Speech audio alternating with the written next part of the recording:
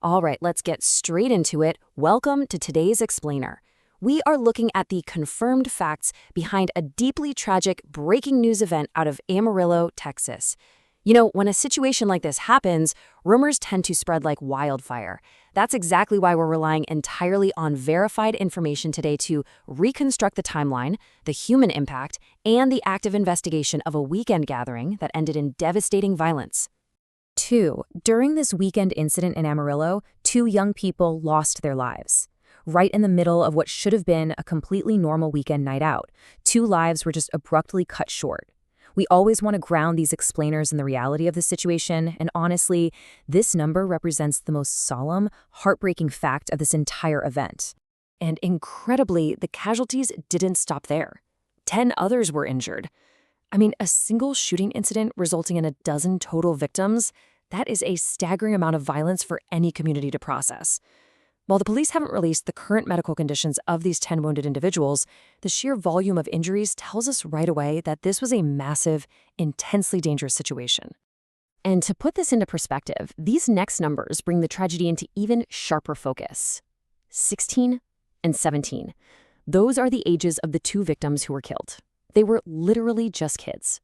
This wasn't just some random incident. It was an event that struck right at the youth of Amarillo, forever altering the lives of local families. Part 1. A tragic night in Amarillo. So to understand how this all went down, we have to look at exactly where and when it occurred. This happened around 2 a.m. on a Saturday at an apartment complex near Interstate 40, which is about 6 miles west of downtown Amarillo. We are talking about really late into the night. It was a late-night gathering, a party, that turned utterly fatal. Literally, one moment, it's just a typical weekend gathering in a residential complex, and the next, it is a massive crime scene. Okay, let's dive into this next crucial piece of information. Police have confirmed some specific details about the suspects involved. Surveillance video confirms there were 2 individuals. And more terrifyingly, the footage shows these 2 suspects opening fire directly at the outside of the apartment. Yelling and screaming followed, and then even more gunshots rang out. They brought immediate terror to absolutely everyone gathered inside and around that unit. Part 2. How the events unfolded. Now, this kind of violence doesn't usually happen in a vacuum. The people involved were actually attending a completely different party earlier in the night. Later on, they were asked to leave that first gathering. Afterward, they traveled those 6 miles west to the apartment complex near I-40. And then, right at 2 a.m., the situation climaxed when they opened fire on the outside of the apartment. Walking through this timeline, you can clearly see the suspect's journey. They went from being kicked out of one location to intentionally tracking to the next. It was a rolling conflict that ended in tragedy.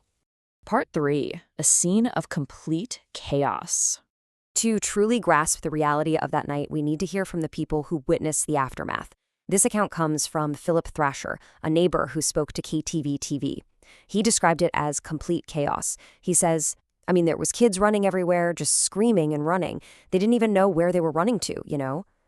Just imagine the sheer panic and confusion of those fleeing youths immediately after the gunshots rang out.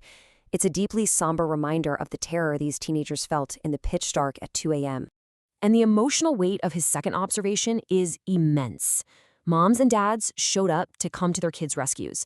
Try to imagine the absolute heartbreak of parents arriving at a chaotic, active crime scene in the middle of the night just to find their children. Some found them safe, but for the ones who couldn't, as the neighbor witnessed, the despair was absolute. There was nothing you could do. It is just a devastating image of community heartbreak.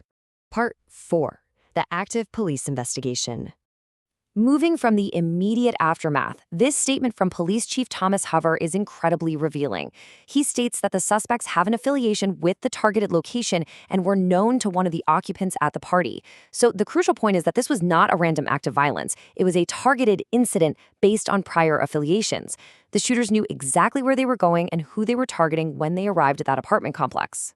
Because motives are still completely unreleased by authorities, the police are relying heavily on the public right now. They're asking local residents to take 3 clear, actionable steps. First, check your doorbell cameras for any unusual activity right around that 2 a.m. window. Second, review any other personal surveillance cameras in the area. And third, report absolutely any unusual findings directly to the Amarillo police. Look, the police already have some surveillance of the shooting itself, but they desperately need the community's help mapping out the suspect's escape route to bring them to justice. Part 5. A community on edge. To fully grasp the impact of this event, we really have to look at the broader context of community safety in Amarillo. This incident didn't just happen in a city experiencing a quiet, peaceful season. Actually, the police department had already actively increased their patrol staffing prior to this weekend. Why? Because just weeks earlier, on March 22nd, separate shootings killed 6 people in Amarillo. This community was already reeling. They were already on edge from recent severe violence. And then, a party on a Saturday night results in 2 teenagers dead and 10 others wounded. It makes this latest tragedy exponentially more devastating for the people who call Amarillo home. Which leaves us with this final, incredibly heavy question. With suspect motives still unknown, what is driving this recent escalation of violence, and how can the Amarillo community find safety again? Between the timeline, the young ages of the victims, the targeted nature of the attack, and the backdrop of previous tragedies, we are left to deeply ponder the broader implications for local safety. Thank you for joining me to walk through these facts today.